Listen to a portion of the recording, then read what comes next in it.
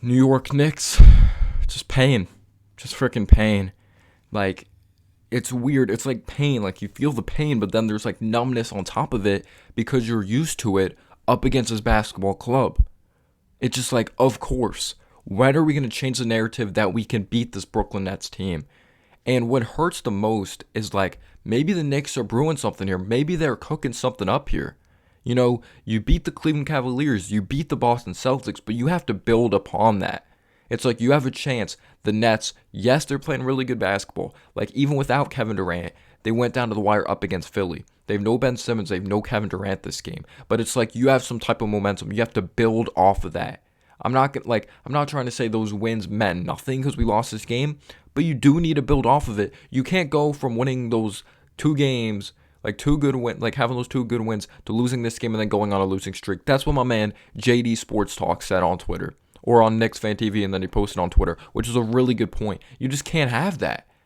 You need to build off of something positive. The New York Knicks just didn't do that.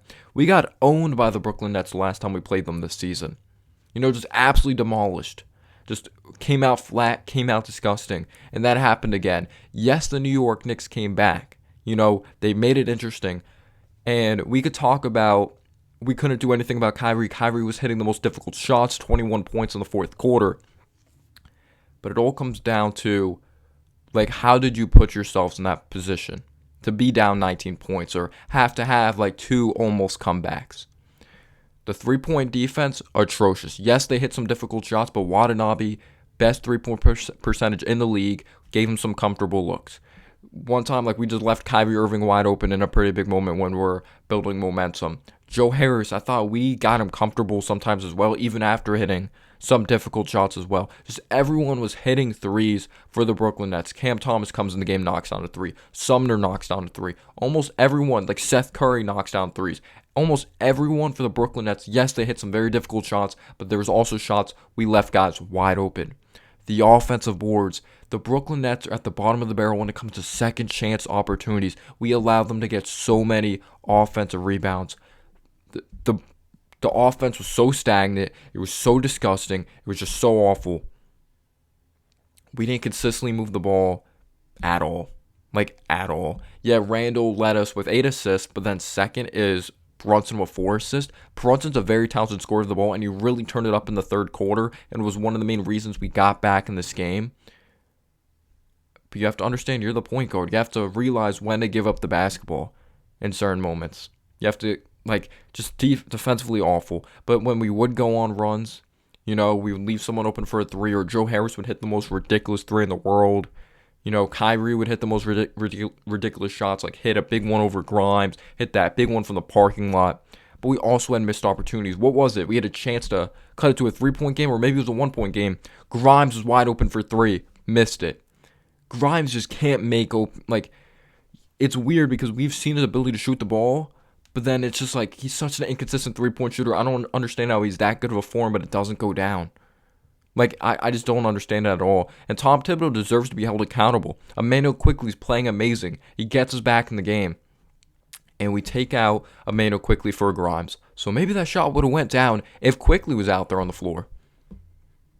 Just that was an awful sequence because that missed three led to Kyrie on the other end hitting a very difficult shot over Grimes.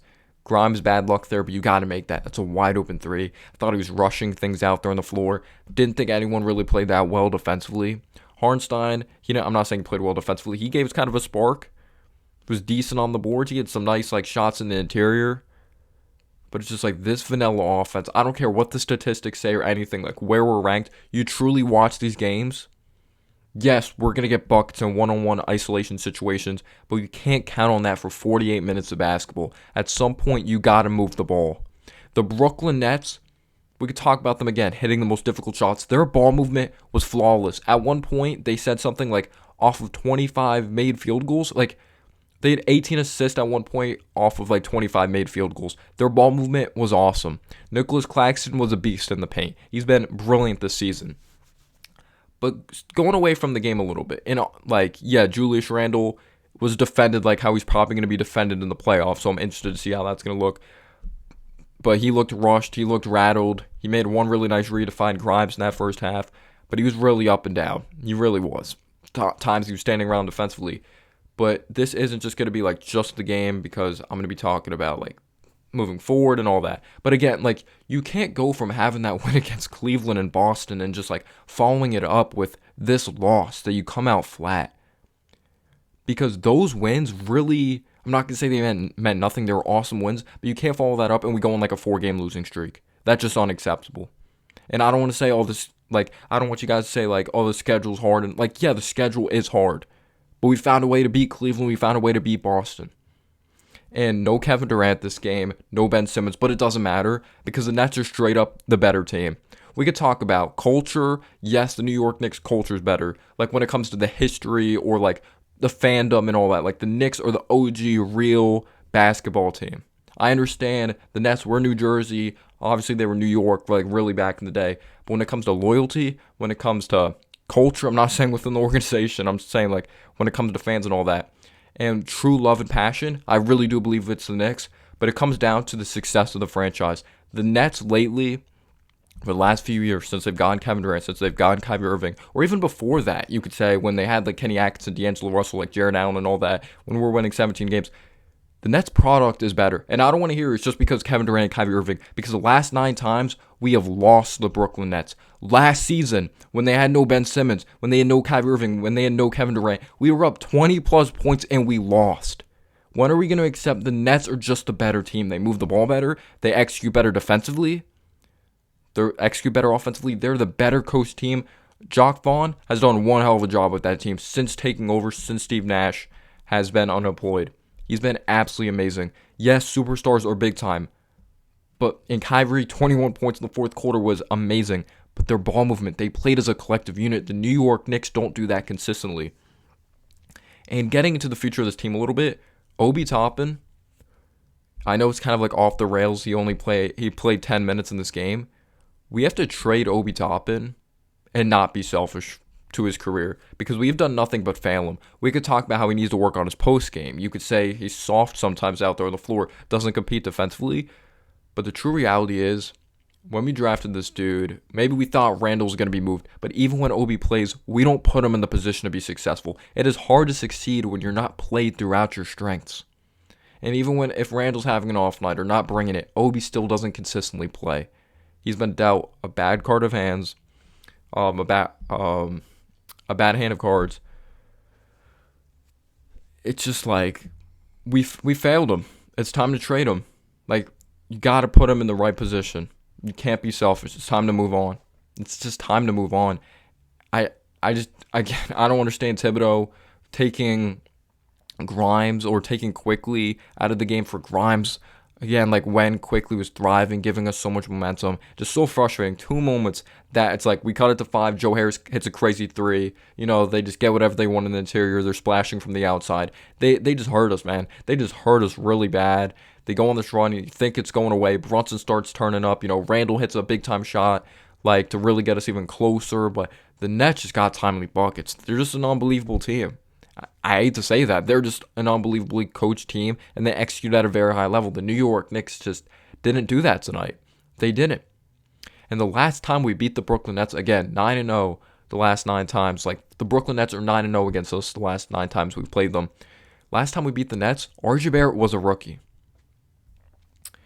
Obi Toppin was at Dayton. Emmanuel Quickly was at Kentucky. The last time we beat the Brooklyn Nets, Tom Thibodeau wasn't even the coach. I believe last time we beat him, maybe we had Mike Miller, we had David Fizdale. It was that long ago. RJ Barrett was drafted in 2019. It's 2023. That is straight up unacceptable. Or maybe RJ was a rookie, because I saw someone, I know Obi was at college, Quickly was at college. Maybe the RJ thing's a little off, but it was still like a long time ago. I just don't understand, like, again, they hit very difficult shots, and yes, it's awesome that we fought, but fight for 48 minutes of basketball, execute at the beginning of the game. Don't put yourselves in that hole. Don't put yourselves in that hole.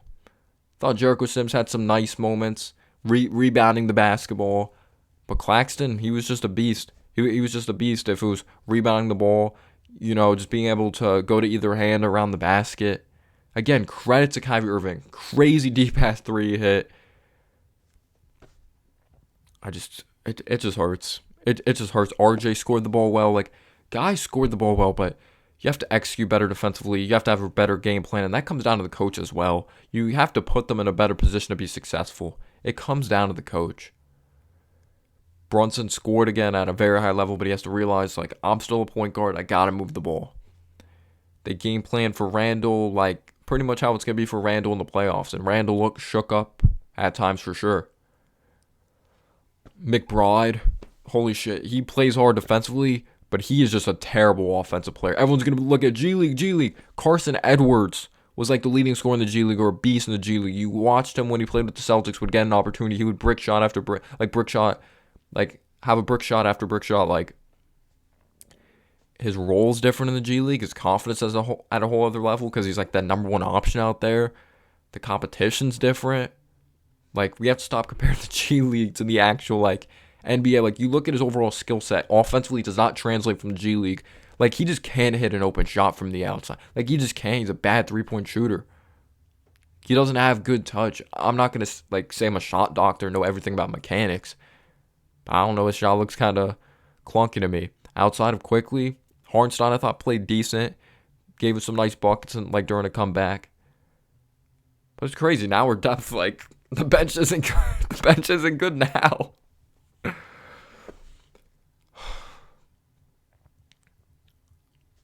Just all out of sorts. All, like, again, we came back, but man, were we sloppy. Like, we were really sloppy. I don't even know what to say. Like, just the Brooklyn Nets just own us.